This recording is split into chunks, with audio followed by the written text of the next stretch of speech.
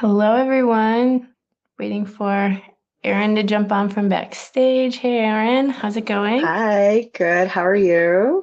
Good. I'm so excited to introduce Erin Watt. She is the tech partner manager over at Triple Whale. Stay active in the chat. She's going to jump through an analysis of how 2024 stacked up and where we're headed in 2025. And we'll be giving away a $50 Visa gift card at the end of the session. So stay active in the chat. And Erin, I'll pass things over to you. Awesome. Thank you so much. Very excited to be here. Again, I'm Erin Watt, one of the tech partner managers here at Triple Whale.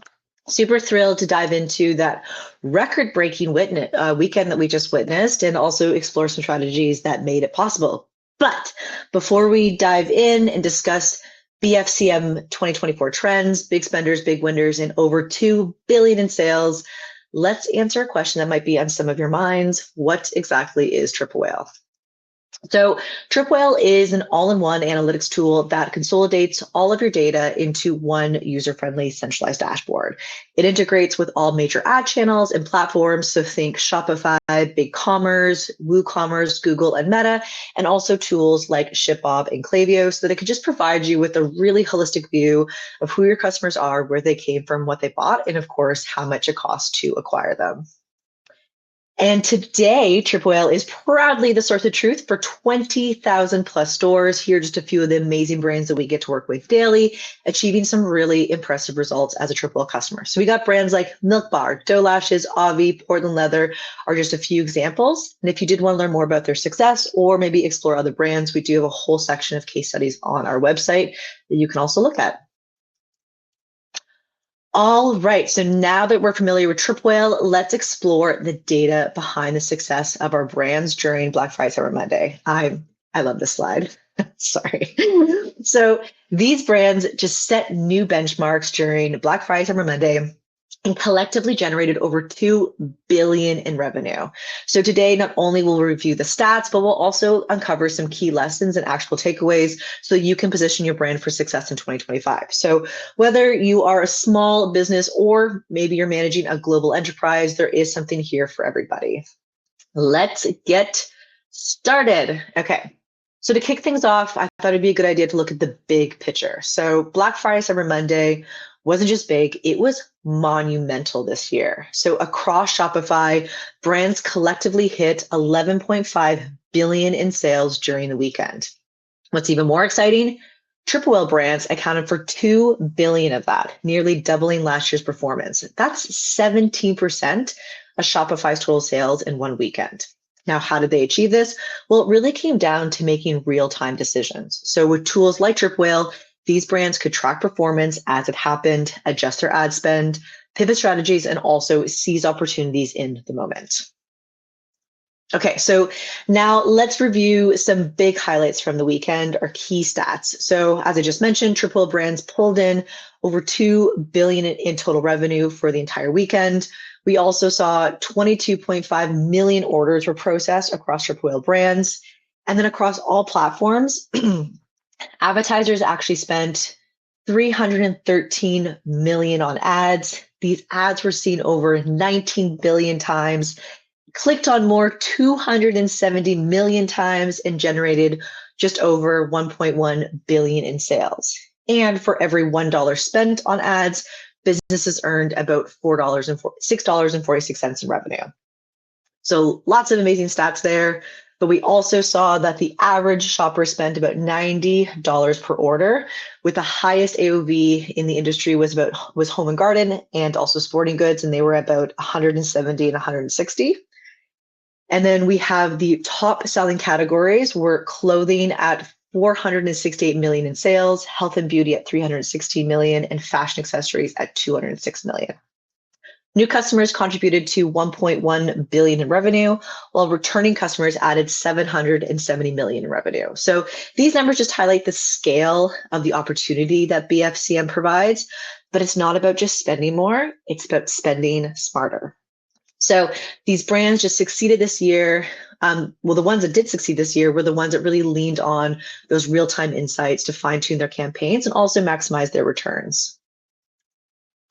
Okay, so one of the most valuable lessons from this year's BFCM, one that you probably have already noticed is the undeniable importance of real-time data tracking. So think of real-time data as like the GPS to your e-commerce strategy. So it just really guides you through those fast-paced and unpredictable nature of peak shopping periods and will help you to make those smarter and faster decisions. So for example, imagine that you just realized your top selling product is low on inventory Saturday afternoon. With real-time insight, you can quickly adjust ads to focus on in-stock items, avoided wasted spend, and also maintaining sales and your sales momentum as well too.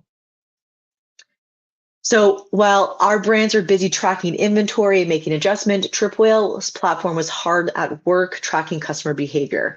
So over the BFCM weekend, we also captured 392 million sessions, 210 million shoppers, and 138 million add to cart events. Also, Tripwhale brands were busy leveraging Mobi, our AI assistant, to make their advertising even more efficient throughout the BFCM weekend. So Mobi answered over 3,400 unique questions, providing actionable insights in real time.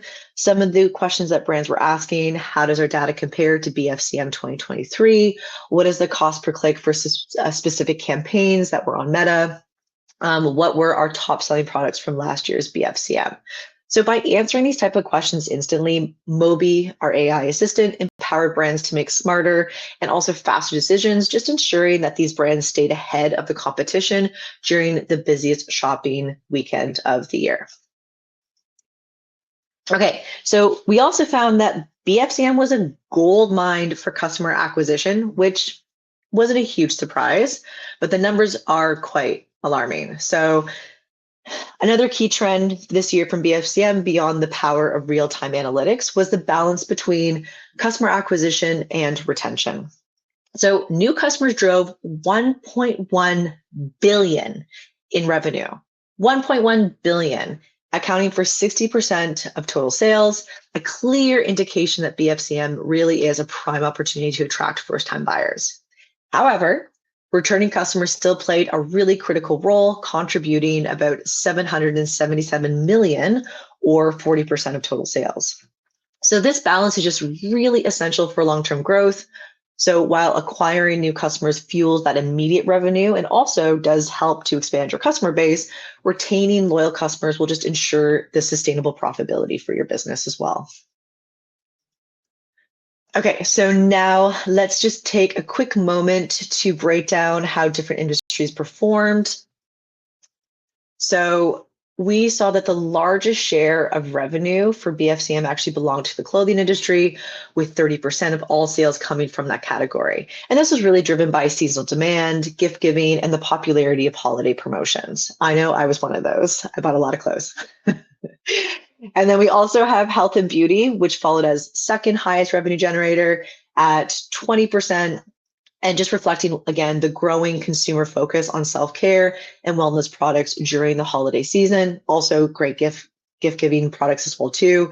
So these two industries just really do highlight the importance of understanding category specific trends and tailoring market strategies to align with consumer priorities during those peak shopping periods.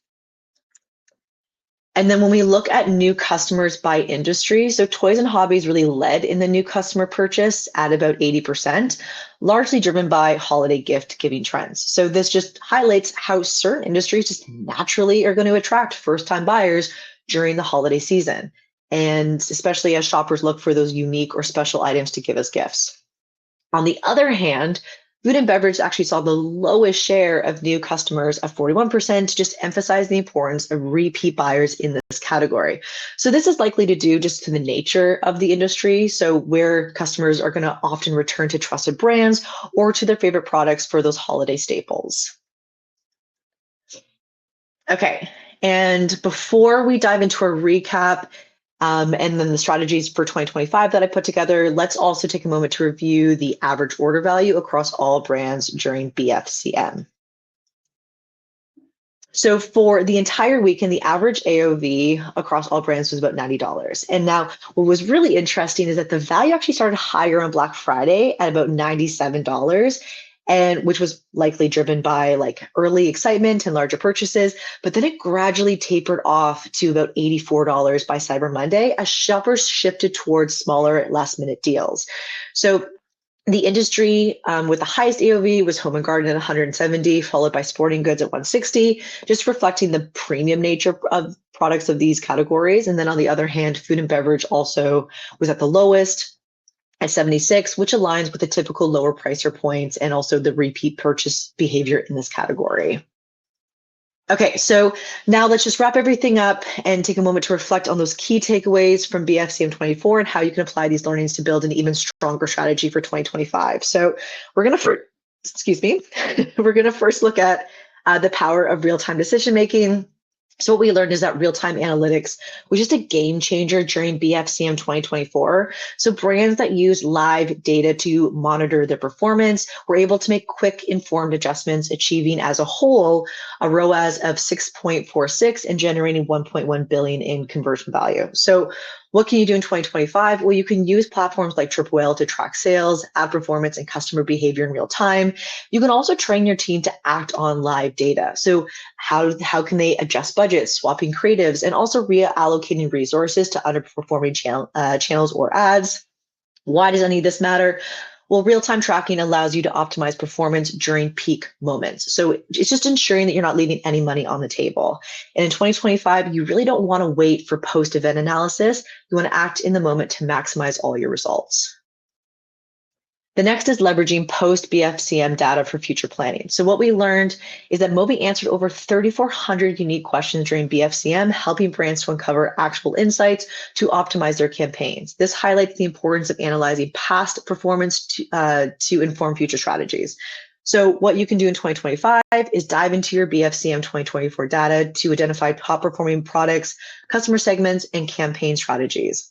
So use these insights to refine your marketing plan for the next holiday season, focusing on what worked and also improving on what didn't. And then just continuously optimize based on post-purchase behavior. So just ensuring that your strategy evolves with your customer needs and preferences. And why does this matter? Well, your BFCM data is just a gold mine of insight. So by analyzing it thoroughly, you can actually create a roadmap for success in 2025. The next, we're going to talk about boosting your average order value. So what we learned is that the average AOV across all brands was about $90, and with home garden leading the way and food and beverage at the lowest. So this just shows that the AOV it really varies significantly by industry, and there is always room to increase cart value. What can you do in 2025? Introduce product bundles, upsales, and free shipping thresholds to encourage higher cart values. Also highlight premium products or limited edition collections to increase perceived value and drive larger purchases. And lastly, use industry-specific data to tailor your approach. So for example, if you are in home and garden, create bundles like holiday essential kits to maximize your AOV. And the next is going to be all about building long-term growth. So Triple Whale tracked over 392 million sessions and 138 million add to cart events during Black Friday, Cyber Monday, underscoring the importance of having a robust e-commerce infrastructure to handle peak traffic and order volumes. So what can you do in 2025? Well, you just want to strengthen your e-commerce infrastructure, including inventory management, website performance, and also customer support systems. So just ensure that your platform is scalable to handle surges in traffic and orders during that holiday season. Also develop a year-round strategy that incorporates holiday peaks in your growth goals so that you're not just relying on BFCM for success. And then lastly, you just want to build a balanced customer acquisition and retention plan. So what we learned is that during Black Friday, Cyber Monday, 60% of revenue came from new customers, while 40% came from returning customers. So this just highlights the dual importance of acquiring first-time buyers and retaining loyal ones. What can you do in 2025? So there are acquisition strategies like target gift shoppers with first-time buyer incentives like discounts, bundles, and exclusive offers. You can also use data-driven ad campaigns to reach high-intent audiences, especially during the peak shopping periods. And then for your retention strategy, you just want to convert new customers into loyal buyers with personalized onboarding emails, loyalty programs, and tailored product recommendation. And I'm almost done. So that's the end of my presentation. If you did want to learn more about Triple Whale and see how it works for yourself, you can actually try our free dashboard, Founders Dash. It's an excellent way to try it out.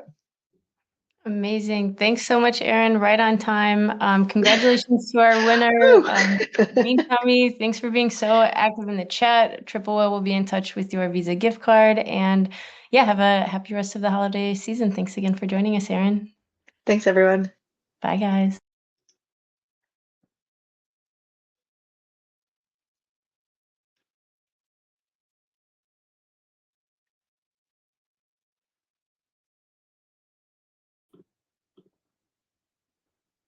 Hello.